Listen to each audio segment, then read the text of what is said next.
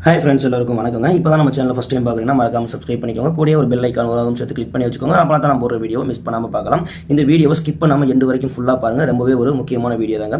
கோடை காலம் வந்து விட்டாலே அனல் காற்றும் வெப்பநிலையும் தொடர்ந்து அதிகரித்து வரும். அதிலிருந்து விடுபட பலரும் நாடுவது தர்பூசணித்தான்.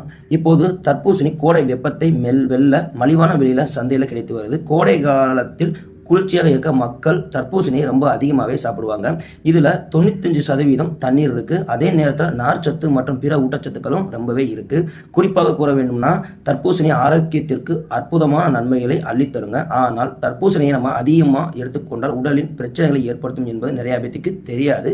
நீரிழிவு நோயாளிகள் அதிகமாக தர்பூசணி சாப்பிடுவதை தவிர்க்க வேண்டும். அதையும் மீறி நீங்கள் அதிக அளவு நீங்கள் எடுத்துக்கொண்டீங்கன்னா உங்கள் இரத்த சர்க்கரையின் அளவு ரொம்பவே அதிகரிக்கும்.